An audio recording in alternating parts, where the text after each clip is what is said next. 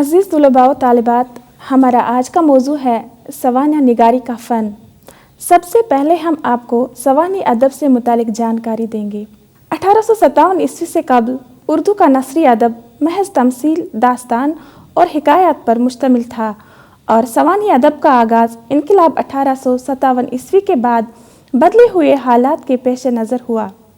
روزنامچہ نگاری، مکتوب نگاری، سفرنامہ نگاری، خودنوشت نگاری، رپورتاج نگاری، خاکہ نگاری اور سوانح نگاری کا تعلق سوانح ادب یعنی بایوگرافیکل لٹریچر سے ہے، جن میں مصنف خود اپنی یا کسی دوسرے کی زندگی کے ایک گوشے یا مکمل حالات و واقعات کو ضبط تحریر میں لاتا ہے۔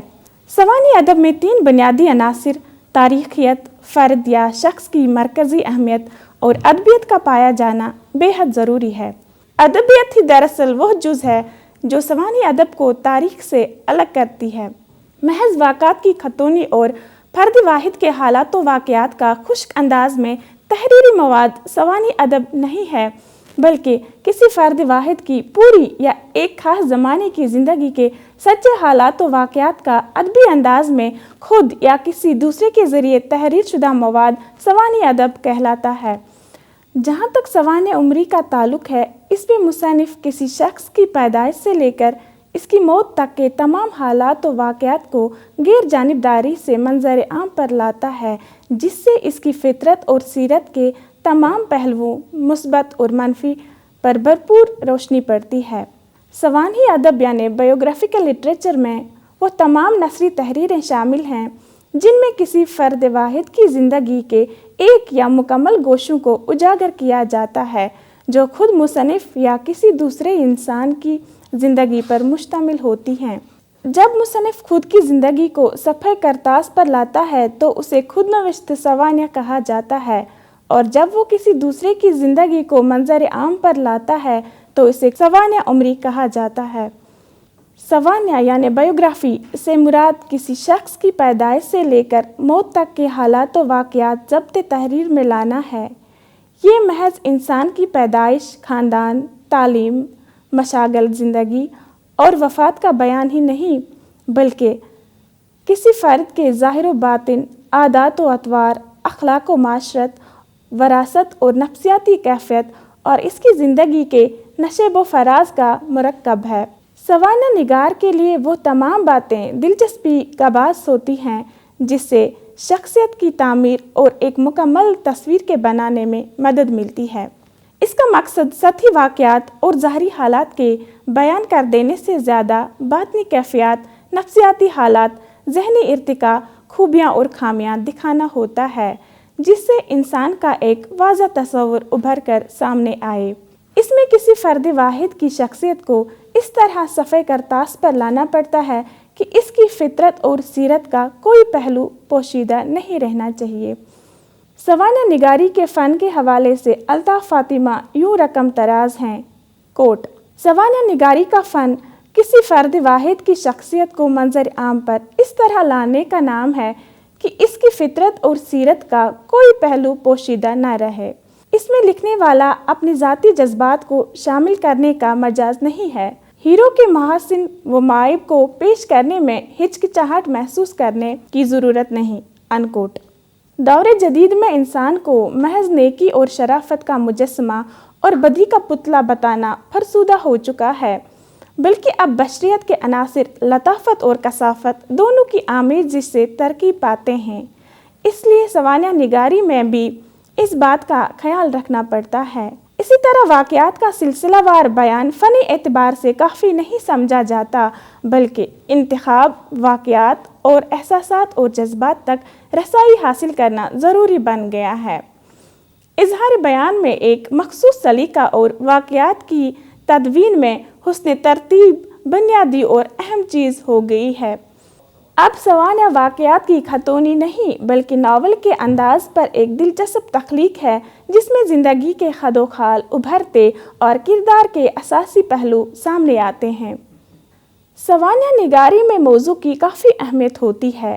سوانح نگار کو موضوع کے انتخاب کے وقت بہت ہی باریک بینی، دیانتداری اور غیر جانبداری سے کام لینا پڑتا ہے۔ موضوع کے انتخاب کے سلسلے میں सवानिया निगार के लिए बड़ा मसला मवाद की फराहमी का होता है। ऐसा मौजू मुंतखब नहीं करना चाहिए जिसका मवाद दूसरे के कब्ज़ा या तहवील में हो।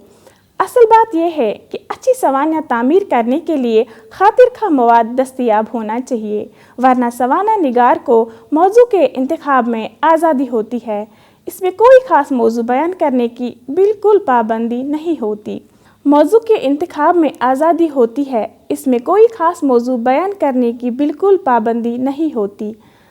मौजू के इंतखाब के साथ एक और अहम मसला सवानिया निगार के नज़रियात का हीरो के नज़रियात से मुताबिकत का होना है। सवानिया निगार उमूमन ऐसी शख्सियात का इंतखाब करता है जिनके नज़रियात को इसके नज़रियात से मुताबिकत हो। अगर नज़रियात आपस में ना मिलते हों तो ऐसी सूरत में हीरो के महासिन भी मुआइब में बदल सकते हैं और सवानिया उम्री का हुस्न ज़ाहिल हो सकता है। इसलिए सवानिया निगार की हीरो से ज़हनी मुताबिकत लाजमी है। इसे कलम की पूरी आज़ादी भी हासिल होनी चाहिए। अगर आज़ादी न होगी तो गैर जानिबदारी का उन्सुर पैदा करना मुश्किल हो जाएगा। मौजू से दिलचस्पी और हमदर्दी भी सवानिया निगार के लिए ज़रूरी है, मगर इससे इस बात का ख्याल रखना होगा कि हमदर्दी में वो मदह सराई न करने लगे, इससे सवानिया निगारी का फ़न मजरूह हो जाएगा। इसी तरह सवानिया निगार के लिए जो सबसे अहम और मुश्किल काम है वो है मवाद की फराहमी। इसके लिए इसे काफ़ी जदोजहद करनी पड़ती है। इसके हुसूल के लिए मुख्तलिफ माखज़ का सहारा लेना पड़ता है। इस सिलसिले में हीरो की अपनी तहरीरें जैसे रोज़नामचे, खतूत, यादाश्तें, सफ़रनामे वगैरह बेहद मददगार साबित होती हैं, मगर ये मवाद मुस्तनद होना चाहिए। बुकौल मुमताज़ फ़ाखिरा, कोट, सवानिया निगार बग़ैर सबूत के आगे कदम नहीं बढ़ा सकता।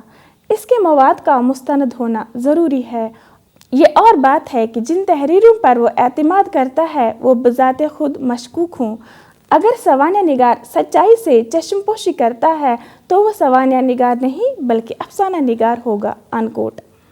मौजू के इंतखाब और मवाद की फराहमी के बाद ये मसला सामने आता है कि सवानिया निगार हासिल शुदा मवाद से वाक़यात का किस तरह इंतखाब करे। इंसानी ज़िंदगी चूँकि वाक़यात का ख़जाना और मसाइल का पुश्तारा है और इनमें से हर वाक़या अपने अंदर एक कशिश रखता है और इन्हीं वाक़यात की कड़ियों से ज़िंदगी का सिलसिला मुरतब होता है, लेकिन सवानिया निगार के लिए हर वाक़या अहम नहीं। इसे वाक़यात के घने जंगल से इन वाक़यात का इंतखाब करना पड़ता है जो हीरो की ज़िंदगी पर भरपूर रोशनी डाल सकें। इसीलिए वाक़यात का इंतखाब सवानिया निगार के लिए अहम मसला होता है।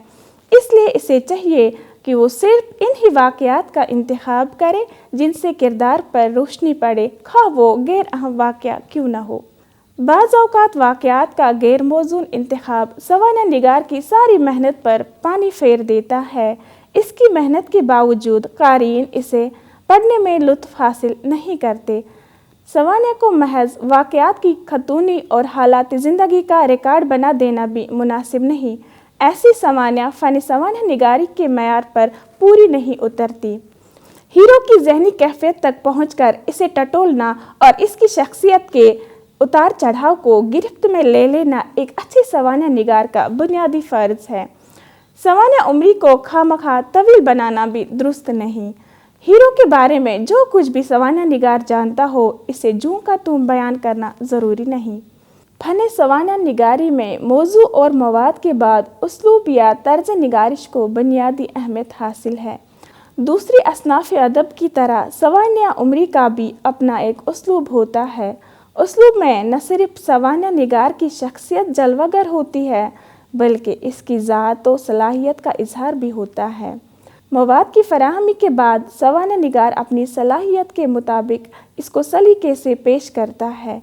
सवानिया निगार की कोता कलमी या तर्ज अदा की बदसलीकी के सबब वह फिर मवाद के बावजूद अजीम शख्सियतों की सवानिया उम्री में मुतल्लिका शख्स की शख्सियत बिल्कुल भूनी नज़र आने लगती है। बुकौल मुमताज़ फ़ाखिरा, कोट, बड़ी से बड़ी शख्सियत वह फिर मवाद की मौजूदगी के बावजूद सवानिया निगार की कोता कलमी और तर्ज अदा की बदसलीकी से मजरूह हो सकती है। अनकोट। سوانح نگار کے اسلوب سے یہ احساس نہیں ہونا چاہیے کہ وہ کسی دقیق یا خشک مسئلہ میں الجھا ہوا ہے، بلکہ اس کے قلم میں تازگی اور شگفتہ بیانی ہونی چاہیے۔ اسلوب کے کھردرے پن سے قاری اپنی دلچسپی برقرار نہیں رکھ سکتا، خواہ وہ شخصیت بذات خود کتنی ہی دلکش کیوں نہ ہو۔ سوانح نگار کے لیے سچائی، وضاحت اور نفسیاتی کیفیت پر توجہ دینا لازمی ہے۔ جو لوگ دوستی اور احترام کے پردے میں غلطیوں اور خامیوں کو چھپانے کی کوشش کرتے ہیں، وہ دراصل غلط راستہ اختیار کرتے ہیں۔ سوانح نگار کا مقصد ہیرو کی ہو بہو تصویر کھینچنا ہوتا ہے تاکہ قاری کے ذہن میں اس کی پوری زندگی نقش ہو جائے۔ اسے موافق اور مخالف دونوں چیزوں کو ایک نظر سے دیکھنا ہوتا ہے۔ صاف گوئی اور صداقت اس کی تحریر کے اہم عناصر ہیں۔ اسے ہیرو کی زندگی کے روشن اور تاریک پہلوؤں سے محبت نہیں ہونی چاہیے، بلکہ اس کا کام غیر جانبدارانہ اور سچی مرکہ کشی ہونا چاہیے۔ مداحی اور طرفداری سوانح کا سب سے بڑا عیب سمجھا جاتا ہے۔ ذاتی دوستی اور محبت کے علاوہ مذہبی اعتقادات بھی سوانح نگار کے راستے میں حائل ہوتے ہیں، جو سم قاتل ہے اور اظہار حقیقت کے لیے بڑی رکاوٹ بن جاتے ہیں۔ ان اثرات سے متاثر ہو کر فنکار ہیرو کو فرشتے کے درجے میں لانے کے لیے ہر ممکن کوشش کرتا ہے اور اخلاقی دباؤ کے ماتحت کمزوریاں اور خامیاں ظاہر کرنے سے جھجکتا ہے۔ عقیدت کے جذبے میں اگرچہ عزت و احترام کا جذبہ پوشیدہ ہوتا ہے، لیکن اس کا مطلب ہرگز نہیں کہ احترام کی وجہ سے حقائق سے چشم پوشی کی جائے۔ سوانح نگار کو چاہیے کہ وہ زائد معائب اور کمزوریوں کو بھی نمایاں کرے۔ جس طرح محض مداحی کرنا اس کا مسلک نہ ہونا چاہیے، اسی طرح معائب میں تکلفات کو برائے کار لانا بھی نامناسب ہے۔ اردو سوانح عمریوں میں بھی عقیدت اور ذاتی تاثرات اس قدر حاوی نظر آتے ہیں جو سوانح عمری کی فنی خوبیوں کو آگے بڑھنے نہیں دیتے۔ عمر رضا لکھتے ہیں، کوٹ: سوانح نگاری ایک شعوری مگر تخلیقی عمل ہے۔ سوانح نگار کو موضوع کا انتخاب، اس کے حدود کا تعین، واقعات کو فراہم کرنا اور انہیں سچائی کی کسوٹی پر پرکھنا ہوتا ہے۔ یہ سارے مراحل ہیں جن سے سوانح نگار کو گزرنا پڑتا ہے۔ انکوٹ۔ سوانح میں اپنے دور کی تاریخی، سیاسی، معاشی اور معاشرتی کشمکش کا اظہار ہوتا ہے۔ بغیر اس کے کوئی سوانح مکمل نہیں ہو سکتی، کیونکہ ہیرو جس ماحول میں پرورش پاتا ہے، اس کے اثرات اس کی زندگی پر حاوی ہوتے ہیں۔ اس لیے کسی فرد کی سیرت اور ذہنی ارتقاء کو بغیر اس دور کی تمدنی زندگی کے نہیں سمجھا جا سکتا، مگر سوانح نگار کو تاریخی طریقہ اپنانے سے گریز کرنا چاہیے، یعنی حقائق کو خشک انداز میں نہیں بلکہ دلچسپ پیرایہ میں بیان کرنا چاہیے۔ بقول عبدالقیوم، کوٹ: سوانح نہ تو تاریخ ہے اور نہ افسانہ، بلکہ وہ تاریخ کی بے وقت سچائی اور افسانے کی غیر حقیقی زندگی دونوں کے درمیان کی چیز ہے۔ انکوٹ۔ کبھی کبھار وقت کے حکمران کی خوشنودی کے لیے بھی سوانح عمریاں مرتب کی جاتی ہیں، مثلاً نیپولین، لنکن، گاندھی وغیرہ کی سوانح عمریاں، مگر ان میں اکثر سوانح نگار فن اور موضوع دونوں کا بھرپور حق ادا نہیں کر پاتے ہیں۔ بعض لوگ اپنی سوانح عمریاں خود قلم بند کراتے ہیں۔ ان کا مقصد نام و نمود اور شہرت حاصل کرنا ہوتا ہے۔